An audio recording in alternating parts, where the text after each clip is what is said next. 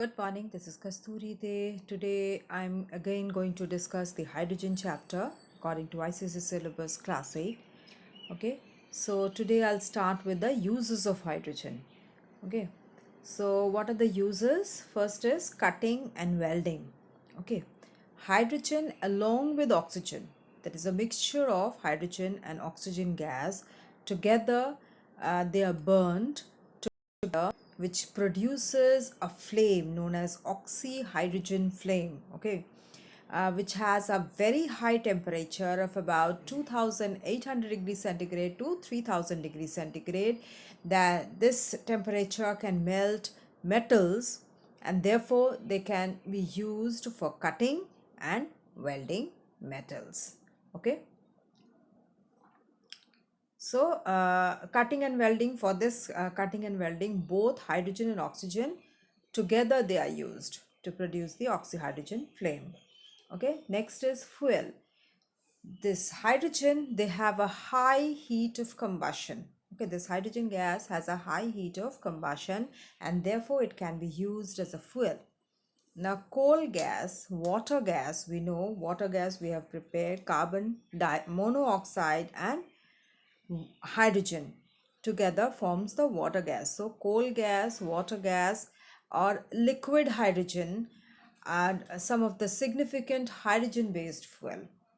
Okay, so liquid hydrogen, that is used generally in the rocket fuels for uh, propelling rockets. Okay, this hydrogen can become the mass fuel of the future that can replace hydrocarbons. We know that hydrocarbons, they cause a lots of pollution. The fuel, hydrocarbon fuel that we use generally, the kerosene, petrol, these are all hydrocarbon fuels. Okay, and as hydrogen has a high heat of combustion, it can replace hydrocarbons, and also this hydrogen is pollution free, so it can replace this hydrocarbon fuels, okay, in future. Then hydrogenation of vegetable oils. Okay, see, for the preparation, so when we prepare vanaspati ghee, okay, so that preparation is called hydrogenation of the vegetable oil. So how it is done? See, this vanaspati ghee is prepared from liquid vegetable fats like groundnut oil, coconut oil, etc. From these liquid vegetable fats, this vanaspati ghee is prepared. By how? By hydrogenation of vegetable oils.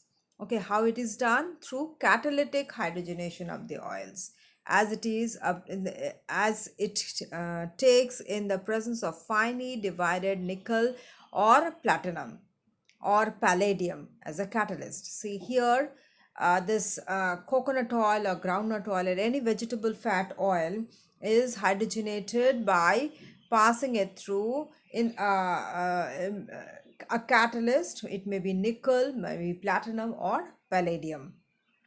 Okay, now manufacture of chemicals. This hydrogen is used for the manufacture of ammonia gas, and that in turn it's used for making fertilizers like ammonium sulfate, etc. Even the hydrogen is used for preparing nitric acid, and even in the manufacture of HCl, that is hydrochloric acid, methanol, urea, etc. Even this hydrochloric acid which is prepared from this hydrogen, that can be used in the making in many other industrial processes. Okay,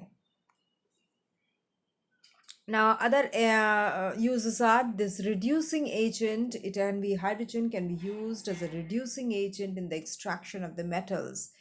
See, as hydrogen is a very good reducing agent, it is used to extract less reactive metals from the salts like copper, lead, then tin, etc. They are lower in the reactive metal series, and therefore than the hydrogen, and therefore this hydrogen can replace uh, hydrogen can extract these metals from their salts for from their respective metal oxides. Okay, But large scale production of the metals from the ores is not done by hydrogen. From the ores, if it is a large scale metal production, that is not done by hydrogen, as this hydrogen, if it combines with the oxygen present in the air, and that can lead to explosion.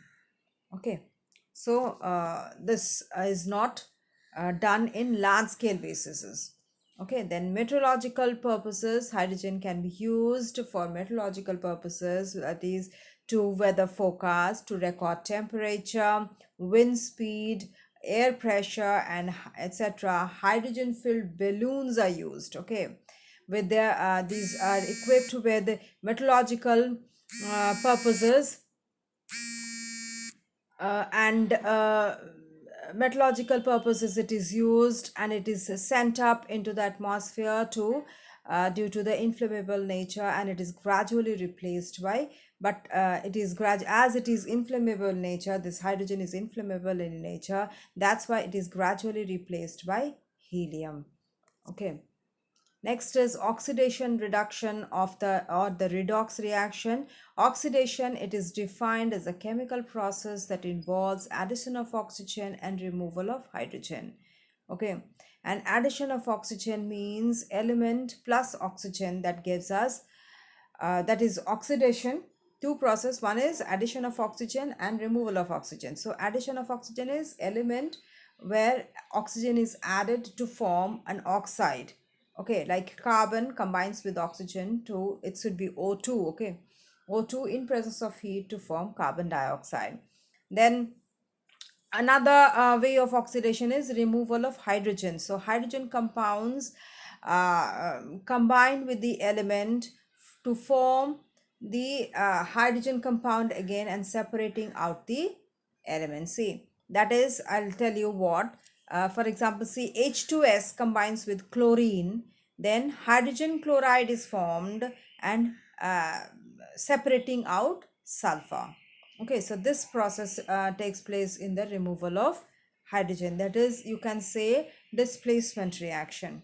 Okay, then the substance that adds to oxygen to or removes hydrogen from a compound is called oxidizing agent, like oxygen, chlorine, carbon dioxide, nitric acid, etc.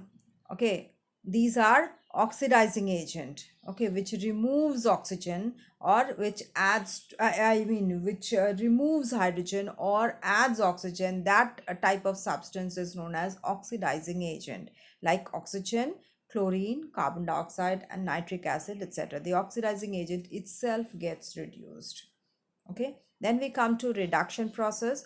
Reduction is a chemical process in which there is addition of a hydrogen and removal of oxygen. That's the opposite of oxidation. Okay, so addition of hydrogen means element combines with hydrogen to form hydride. For example, nitrogen combines with hydrogen to form ammonia. The common name is ammonia, or you can say nitrogen trihydride. Okay, then removal of oxygen also. So oxide, what happens, the oxide compound that decomposes into element and oxygen, so oxygen is removed from the element. So for example, see, mercuric oxide decomposes in presence of heat to mercury and oxygen. The substance that adds hydrogen or removes oxygen is a reducing agent, and itself gets oxidized in doing so. Okay, so examples are hydrogen, hydrogen sulfide gas, or hydrogen sulfide, you can say carbon, carbon monoxide, etc. Okay, next is certain redox reactions. They are those reactions in which reduction and oxidation both take place simultaneously. This is a redox reaction where reduction and oxidation are taking place simultaneously. That is, one substance is reduced while the other gets oxidized. Most of the reactions are redox reactions, but double displacement reactions are redox reactions. Okay, are not redox reactions where there is double displacement happening. There it is not redox reactions, that is, oxidation and reduction are not taking place simultaneously. For example, cuprous oxide CuO combines with hydrogen to form cuprous, that is copper, and that is copper is separated out and hydrogen gets itself oxidized. Okay, and copper gets reduced. Okay, cupric oxide cuprous oxide gets reduced to copper. So hydrogen gets oxidation and cupric oxide gets reduction. Similarly, lead monoxide combines with hydrogen to form to reduce to lead, and hydrogen combines with the oxygen of the lead monoxide and gets itself oxidized. Like then tri iron tetroxide, that's also like that. It reduces to iron, and this hydrogen combines with the oxygen of the tri-iron tetroxide to form water. Okay, so note the substance that get reduced acts as an oxidizing agent, and the substance which gets oxidized that acts as a reducing agent. So this is the end of the chapter, and this hydrogen chapter. Thank you for watching, and please do press the like button and share with your friends, and do comment if you have any doubts. Go through that whole video. I'll discuss the question answer along with it. I'm going through this question answers. Let me prepare. I'll discuss with you. Okay. So next chapter probably will be water. Okay, and do subscribe to get the notification of my next video. Thank you for watching, and have a good day.